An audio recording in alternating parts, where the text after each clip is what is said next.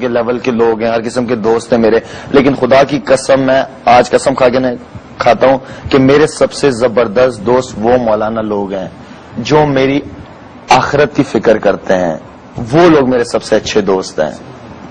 اس لیے انہیں فکر ہے میری کہ میں صرف دنیا میں پیسہ کمانے یا کرکٹ کھیلنے نہیں آنا ہوں.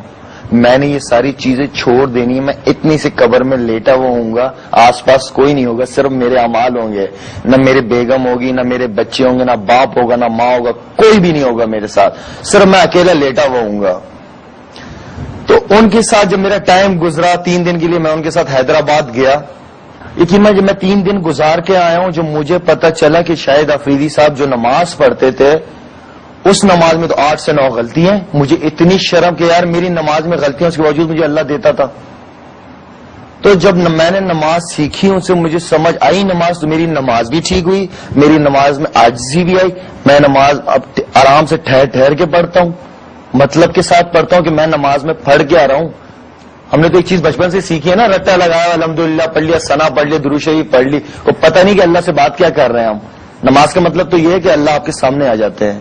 ٹھیک ہے، جہاں آپ سجدہ لگاتے تو اللہ کے آپ قدموں میں سجدہ لگا رہے ہوئے ہوتے ہو. ٹھیک ہے نا. تو آپ جب نماز پڑھ رہے ہوتے تو آپ کو پتہ تو ہونا چاہیے کہ آپ پڑھ کے آ رہے ہو اللہ کے سامنے.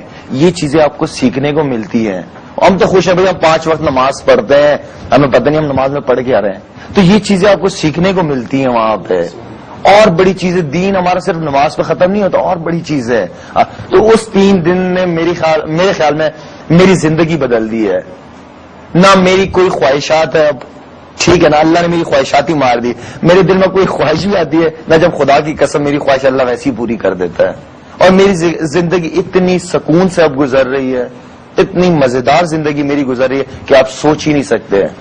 اس کا مطلب ہے کہ دین نے تو آپ کی زندگی پہلے سے بہتر کر دی.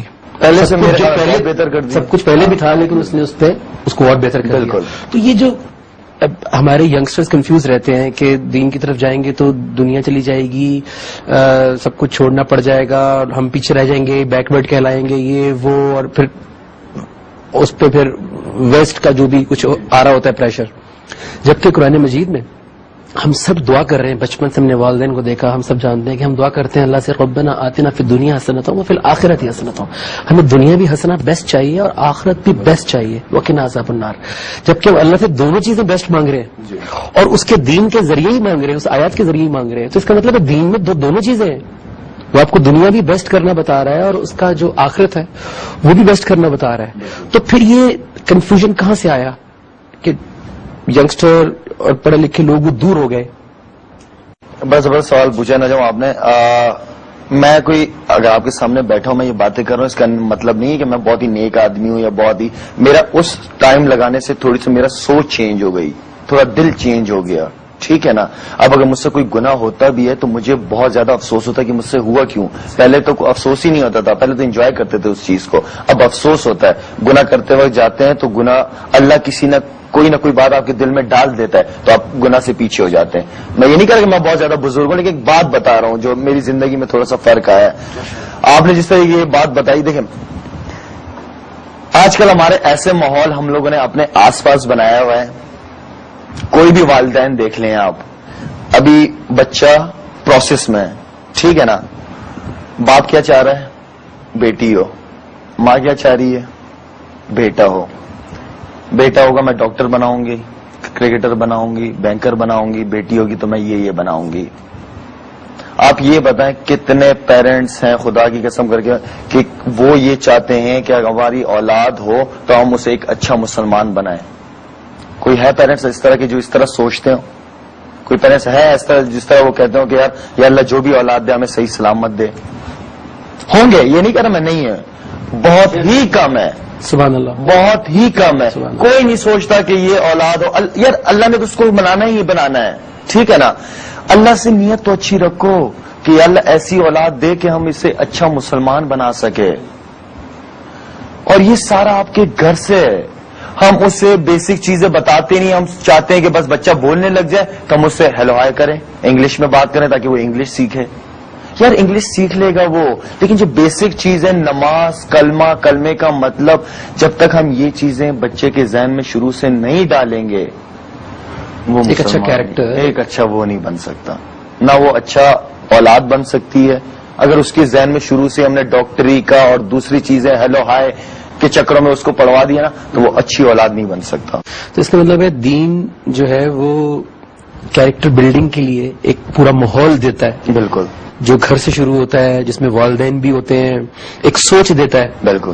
اور آپ کی ماشاءاللہ مجھے بڑی خوشی ہو رہی ہے کہ, اور ہمارے ناظرین بھی بہت خوش ہو رہے ہوں گے, آپ کی جو سوچ ہے وہ جو غور و فکر ہے اس کے اوپر میں قرآن مجید سے ایک حوالہ کوٹ کرنا چاہوں گا.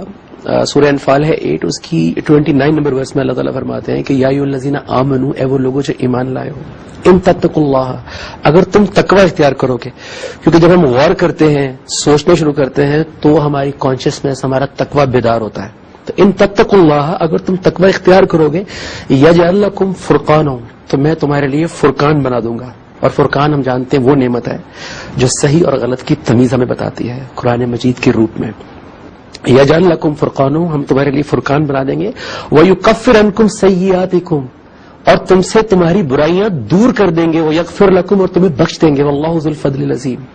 تو یہ تمام جو نعمتیں ہیں کہ فرقان ملے زندگی میں, صحیح غلط کی تمیز شروع ہو, اس کے بعد برائیاں دور ہونا شروع ہو ہماری لائف سے, ہماری بخشش شروع ہو, اور ہم پہ اللہ تعالیٰ کا پھر فضل عظیم ہونا شروع ہو جائے. تو یہ پورا پیکج کہاں سے شروع ہو رہا ہے؟ ان تتقوا اللہ, اگر تم تقوی کرو گے, اگر تم غور و فکر کرو گے, سوچو گے. تو ناظرین, ہمارے پاس یہ اتنا بڑا خزانہ ہے, اللہ تعالیٰ کی کتاب, اللہ تعالیٰ کی نبی کریم صلی اللہ علیہ وسلم کی پریکٹیکل لائف احادیث کی صورت میں, اور شاید میں جس طرح کہا وہ لوگ جو اللہ تعالیٰ کو جنہوں نے لائف ڈیووٹ کر دی ہیں, جو اپنی زندگی میں لے کے چل رہے ہیں, کیونکہ بغیر ماحول کے, بغیر ایٹماسفیئر کے کوئی بھی چیز آپ اڈاپٹ نہیں کر سکتے. اچھا کرکٹر بننے کے لیے بھی آپ کو اچھے کلب میں اچھی لوگوں کے ساتھ کھیلنا پڑتا ہے. بالکل. تو اچھا مسلمان بننے کے لیے بھی آپ کو ضرورت ہے ماحول کی. شاید آپ نے بہت ساری زبردست باتوں کو ٹچ کیا ہے جس کو میرے لیے سم اپ کرنا مشکل ہو رہا ہے. آپ نے نماز سمجھ کے پڑھنے کی بات کی, جو کہ ایک اتنا بڑا رول پلے کر سکتا ہے کسی کی لائف میں. میرے اپنی زندگی میں جو جن کے اوپر میں فخر سے کہہ سکتا ہوں کہ کچھ تبدیلیاں آئی ہیں, اس میں نماز کا بہت بڑا ہاتھ ہے. اور وہ صرف تب ہوا جب جس بات پہ سجدہ کیا تھا وہ بات سمجھ میں آئی, تو جسم کے ساتھ ذات بھی جھکی. جب ذات جھکی تو پھر ذات سوچ میں پڑ جاتی ہے کہ یار میں نے اب سجدہ کر لیا تو کرنا بھی پڑے گا. اس سے پہلے صرف بغیر سوچے سمجھے سجدہ کر رہے تھے. آپ نے سجدے کی بات کی, آپ نے مسجد سے تعلق کی بات کی, آپ نے سوچ کی بات کی. مسجد کا کانسیپٹ ہمیشہ سے یہی تھا کہ ہر فیلڈ سے لوگ جائیں گے مسجد میں, کیونکہ جب میں اکیلا پڑھتا ہوں نماز تو میری لمیٹیشنز ہیں, مجھے چند آیات یاد ہیں, چند صورتیں یاد ہیں, ٹھیک ہے, میں حافظ نہیں ہوں, بہت سارے لوگ حافظ نہیں ہوتے, اور مجھے اپنی زندگی سے کچھ آیات کی روح مل چکی ہے جس کو میں اپنی نماز میں پڑھتا ہوں, اس کو مینٹین کرنے کی کوشش کرتا ہوں, لیکن مجھے آگے بھی بڑھنا ہے. مسجد کا کانسیپٹ یہ تھا کہ میں مسجد جاؤں گا, وہاں پہ وہ لوگ ہوں گے جو مجھ سے بہت آگے ہیں مرتبے میں, درجات میں, جو اس سے گزر چکے ہیں فیز سے. اچھا, وہاں پہ ایک ڈاکٹر بھی آئے گا, انجینئر بھی آئے گا, فوجی بھی آئے گا, کرکٹر بھی آئے گا, ایکٹر بھی آئے گا, وہ تمام لوگ جو اللہ کو ڈھونڈ رہے ہیں, جو اپنی زندگی کو امپروو کرنا چاہتے ہیں. اور جب وہ سب اکٹھے ہوں گے اور ایک میسج پڑھا جائے گا نماز میں, جو سب کے کانوں میں جائے گا, اور سب سجدہ کر کے جب اپنی اپنی فیلڈ میں جائیں گے تو اس میسج کو جا کے اپلائی کریں گے. کرکٹر گیا, اس نے جا کے اپنی ٹیم کے ساتھ تعلقات بہتر کیے, اس نے اپنی اپنی چیزوں کو کنٹرول کیا, فوکس کیا.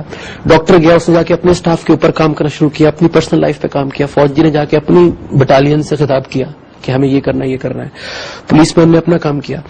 تو یہ تمام جو مسجد کا جو سب سے بڑا جو کہتے ہیں اتنے گناہ ثواب ہے, اسی وجہ سے ہے کہ سب کو کلیکٹو سننے کو ملتا ہے اور سب جا کے کنٹریبیوٹ کرتے ہیں سوسائٹی میں. تو یہ کیا ہوا کہ ہم جب مسجد سے باہر نکلے تو میں واپس اپنی فیلڈ میں چلا گیا, وہ واپس اپنی فیلڈ میں چلا گیا, اور جو لوگ مسجد میں بیٹھے تھے میں ان کے اوپر ساری ذمہ داری چھوڑ کے آ گیا کہ یہ دین کو آگے لے کے چلیں گے, میرے بچوں کو بتائیں گے یا بتائیں گے. کیا میری بھی ذمہ داری تھی, اور جتنے لوگ مسجد میں آئے تھے ان کی ذمہ داری تھی کہ وہ بھی دین کے لیے سوچو فکر کرتے, غور و فکر کرتے, اس کے لیے علم حاصل کرتے. حضور اکرم صلی اللہ علیہ وسلم کے بعد کوئی اور پیغمبر نہیں آئیں گے, وہی ہمارے آخری پیغمبر تھے. ہم لوگ حضور اکرم صلی اللہ علیہ وسلم کی امت ہی ہیں, ٹھیک ہے نا. مجھے آپ کی فکر ہونی چاہیے, آپ کو میری فکر ہونی چاہیے, مجھے اس بھائی کی فکر ہونی چاہیے, اس بھائی کو اس بھائی کی فکر ہونی چاہیے. ہمیں آپس میں ہی ایک دوسرے کی فکر ہونی چاہیے. ہم جب مسلمان جب قرآن